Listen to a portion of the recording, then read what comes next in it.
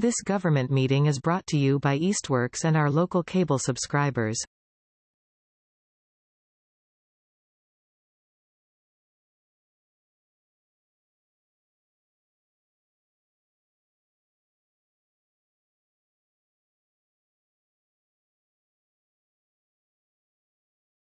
Good evening. This is the City Council Ordinance Committee meeting for August 20th, 2024. Welcome. So we have a few items on our agenda this evening that we will cover, including the signage, section 10.096B, as well as a new definition for section 2.1 term definitions within the zoning ordinance, both of those. At this time, we don't have any members of the community here for public speak, so I will take a motion to approve the meeting minutes for January 23rd, 2024, April 23rd, 2024, May 9th, 2024, June 11th, 2024, and July 16th, 2024. I move that all of those dates be. Excellent. Second. All right, all those in favor? Aye. Okay, great. Okay, thank you for doing those. Sorry. No, that's okay. All right, so the first thing we're going to talk about is the temporary signage, specifically section 10.96B states political signs may not be displayed for a period of no more than 90 days prior to an election and must be removed within 7 days after the election. However, according to the ACLU, this restriction is unconstitutional because it discriminates against political speech based on its content. And so the recommendation that came from President Gomez and myself was to, if we're looking at section B, it reads currently election signs shall be displayed for a period of not more than 90 days prior to an election and shall be removed within 7 days after the completion of the election. Political signs are allowed at any time of the year. No permit is required. And so our suggestion was to strike everything up to political signs are allowed at any time of the year. So just keeping political signs are allowed at any time of the year. No permit is required. I don't know if you all have thoughts, questions, comments. Okay. I guess I have a question. Dylan, do you know where the planning department left off with the revision of the sign ordinance in general? Because last time I talked to Jeff, he was saying, and one of the reasons why we never moved on doing a full revision to get it in line with the Supreme Court decision around free speech was because there was a comprehensive kind of revision of it happening. With my impression from Jeff was that it was happening within the planning department. So do we know if that is anywhere? None of that was related to me. My extensive knowledge of anything signs related was simply the stuff that was worked on earlier this year. Okay. The electric messaging boards. If that's something that you'd like more input from planning on this matter, we can certainly put something together. But I just the brief description of what you folks presented there, I think certainly solves any issues. Sure. But if we're looking for something more extensive, that could definitely be something that we would provide. Yeah, well, I just wanted to make sure that we weren't, I mean, and this is actually a little bit aside of this because, I mean, this would be taken care of as part of that, but I feel like fixing this now is important. I think if we look at the whole ordinance, it's problematic, because we are regulating signs based on content in almost every category. So at some point, maybe because my impression was Jeff had that it was like well into the process. So if that's somewhere, it might make sense for us at some point to take it up and maybe finish that process, just because I think it's important to have the full sign ordinance be compliant. But I think this is a good fix, and I think this makes sense too. I just wanted to, not forget about that piece, because I think there's been work done on it.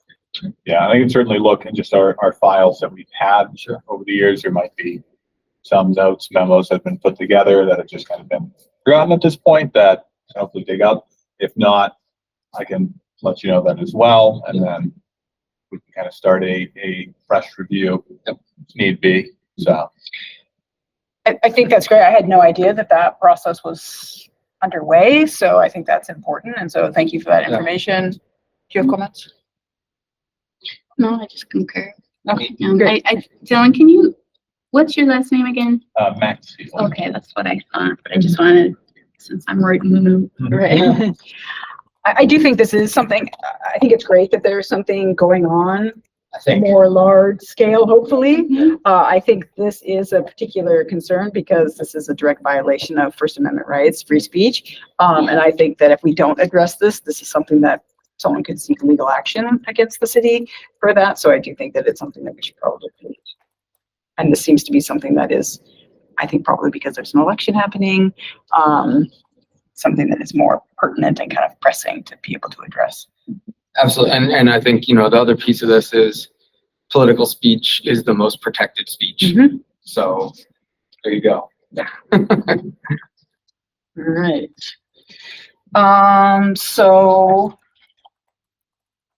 I will take a motion then to amend section 10.96, or actually zoning ordinance 10.096 regarding temporary signs, to strike election signs shall be displayed for a period of not more than 90 days prior to the election and shall be removed within 7 days after the completion of the election, and thus keeping just political signs are allowed at any time of the year. No permit is required. So moved. I'll second. Any further discussion? All in favor? Aye. Aye. Great. So we will, this is an item that we will pass on to the planning board. Yeah. Got it. And then the next item is in regards to, well, it initially started as a review of Easthampton zoning ordinance section 8.52B regarding language verification, quote, verification of a surveyor, quote. And essentially we received information from a member of the community who also reached out to Dylan regarding the definition of a surveyor, that a surveyor should be someone who is a registered Massachusetts land surveyor, and not just a surveyor, because that's kind of a vague definition of just anybody, right? So the individual is like, that's a real concern. So ask that we clarified and provided, we're talking specifically about a registered Massachusetts land surveyor. Now with that, reached out, had a conversation with Dylan, and Dylan, as well as talking to city engineer, as well as our interim city building commissioner, that maybe the route to take is actually a definition. So I don't know if you would like to speak more to that. Yeah, I think that as you go through zoning, the word surveyor appears sure a couple of times in there. So rather than define it there, just to define it in the definition section. So if ever again in the future, you need to use the word surveyor. It's clear.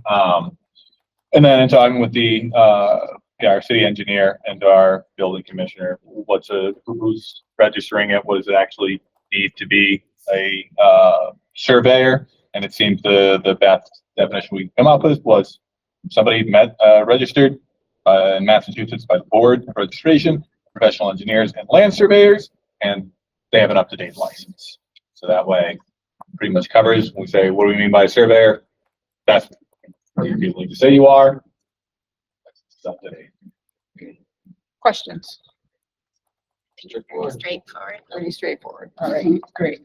I agree. I think that this provides ample clarification to what's needed. I appreciate the fact that you also said it might be better to have this definition section as opposed to like throughout the entirety of it shows up.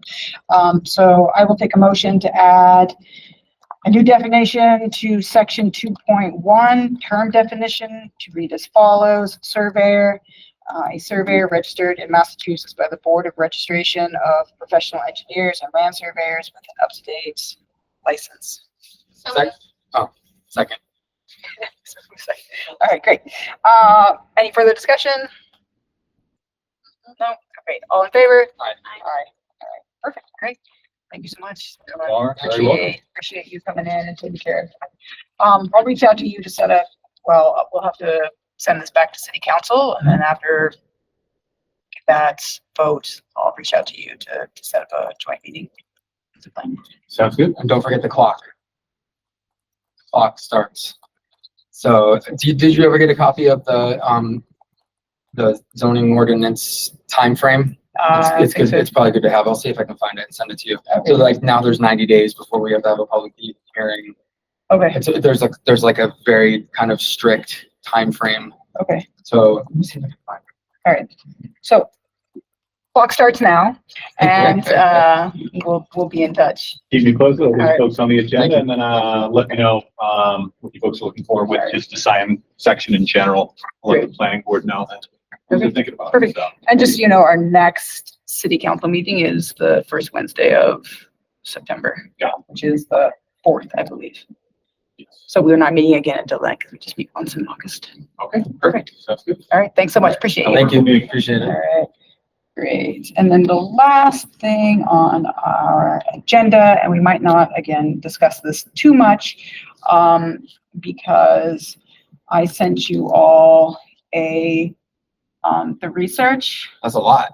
That's But a it was lot. really interesting. I Yeah. mean, the PFAS, I didn't have any concept that the reason why this had come to us was related to PFAS. Yeah. And I just didn't know that. I thought we were talking about just sewage, not realizing that this component was like one of the primary pieces. Yeah, I think they're connected. And so that's the thing. So I wasn't sure this was a lot. I wasn't sure how much people had dug into this. So I wasn't sure if we wanted to divvy it up so that we could dig a little bit deeper in terms of understanding that. But I'm happy to move forward however people want, if we want more time to kind of go through this, because it was a lot. Mm-hmm. And at the same time, I haven't had a chance to connect again with the AgCom group, because they're the ones who are putting this together, and they're also kind of having discussions amongst themselves, right? So I want them to be a partner in this discussion, because this directly impacts. Well, I would say if they're the ones that put these files together and they're the ones that are like it would probably make sense for, one or two or a group of them to come and talk to us and let us know what they've found, as opposed to going through and reading every piece of it. I mean, I kind of glanced at a few of them, but I think there's so much information there that might be better if people that put that information together give us at least, that might be a piece of it that could be helpful. Yeah. Yeah, I know. So our last meeting was on the 16th of July, and directly after our meeting, you were going to the Agricultural Commission. Can you just give us a recap of what happened? Yeah, so went there. This is where they decided they were going to put research together. And I think that they are in a position where there's a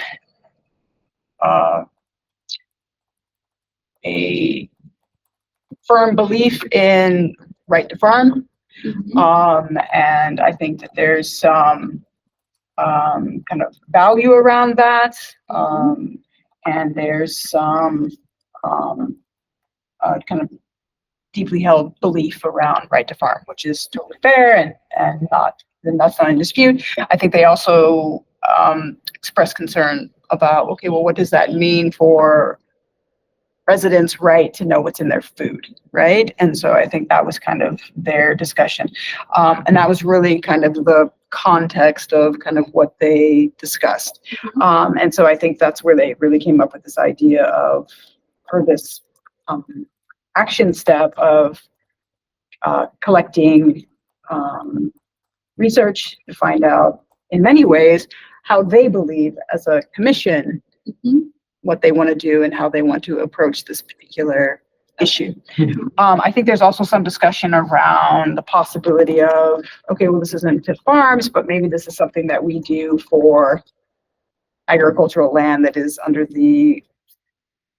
that is the city's responsibility, right? So maybe this is something that we pass for the city, but doesn't necessarily impact farms.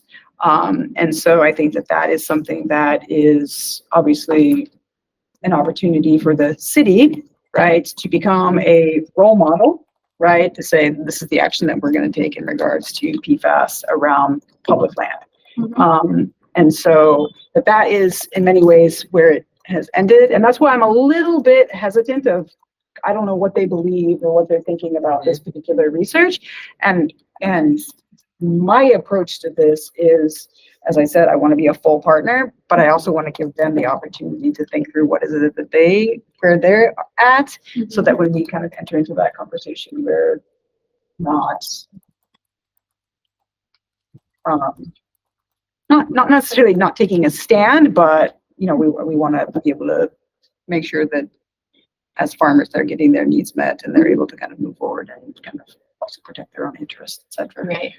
They did express some concern around, and I don't want to speak for them. Just a few instances of what was discussed was, as an example, this could be an incredibly expensive undertaking, right? If you're testing land, that's the impact on maybe farmers aren't going to want to have to test their land. And, I mean, it's so intricate, right? In terms of potential cost, potential impact, and whatnot. So I think that there's some, I think that's why they really took this approach of like, let's discuss, what this means. And I think that you'll see based on some of the themes that they selected, right? Like, how are PFAS affecting farmers and farmlands? What are farmers and support organizations saying and doing about PFAS? Right, and then what are governments doing about PFAS, right? So I think there's a balanced approach that they're taking, and they're really trying to explore what are other people saying on both sides of terms of what is government doing, as well as what are farmers doing around this, right? Because I think they want to protect their own interests, which is fair. So it sounds like they have discussions still to be had before we're really going to be able to nail down where we're going to go with this, probably. Yeah, which is fine. I mean, I don't see any rush on this, and it makes sense for the people that it's going to affect and that brought it forward should be the ones that are able to make a presentation in front of us saying, yeah, this is a good idea, or no, this isn't a good idea. So, and they're like I said, they are the ones who are going to be directly impacted by this, in terms of legislative action. And at the same time, I think the community should be an active participant in understanding what does PFAS mean for food supply. Okay. So, and did we get an idea of how much PFAS is in the sewage? Is that one of the things that they're? You mean in Easthampton's? No, just in general. That I don't know yet.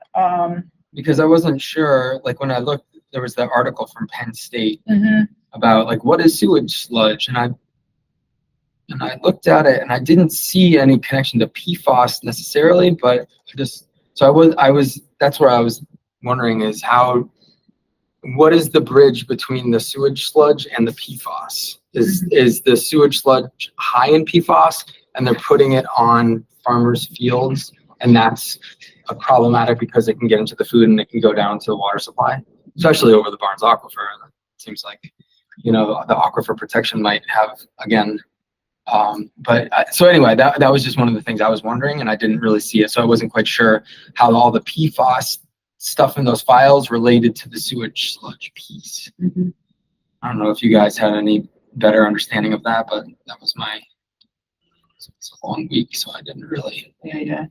I do not know the answer to that. I do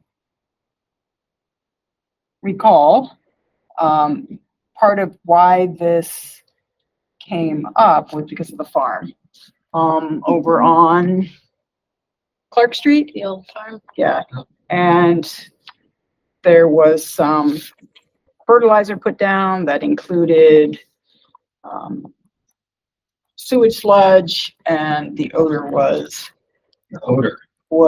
horrific, Yep. which I think drew the attention to what is this? This isn't regular fertilizer. Right. And so I think that is part of the concern. I think the other thing is, when you think of sewage sludge, you also think of all the chemicals that go through the human body. Yeah. And then, Well, and all And the that stuff people includes- flush in the toilet. I mean, Yeah. and like paint and pills and. yeah, pharmaceuticals, Yeah. all of that then ends up in these little sewage pellets, Right. that are then on that. And so I think that, So there might not be a connection between the sewage sludge and the PFAS. The PFAS might just be another thing that they're exploring exploring. and it doesn't really have anything to do with this. Mhm. But I think it was I think they are aware that this is a growing issue, growing concern, Yeah. growing topic of discussion. And so I think they're trying to manage all of that and get ahead of all of that. Definitely.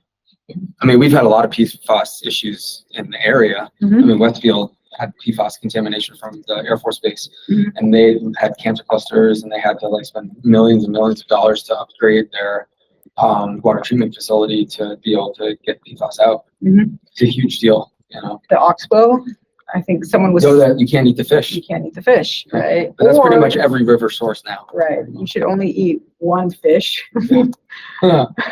right? So, that's, I think if I was told not to eat one fish, I wouldn't eat any fish, Right, right? yeah. Like one fish per Sure. month. Yeah. Right? So I think that's, so out of respect, again, I'm continuing to want to Yeah. give the AgCom, the Ag Commission Yeah. leeway to that. So that's kind of Sure. where they are right now. I'll reach out to them to find Just out. let them know whenever they want to come, right? So we'll do that. All right. Anything else? It's for the good of the order. All right. I will take a motion to adjourn. So moved. All in favor? Aye. Aye. Great. Thank you so much.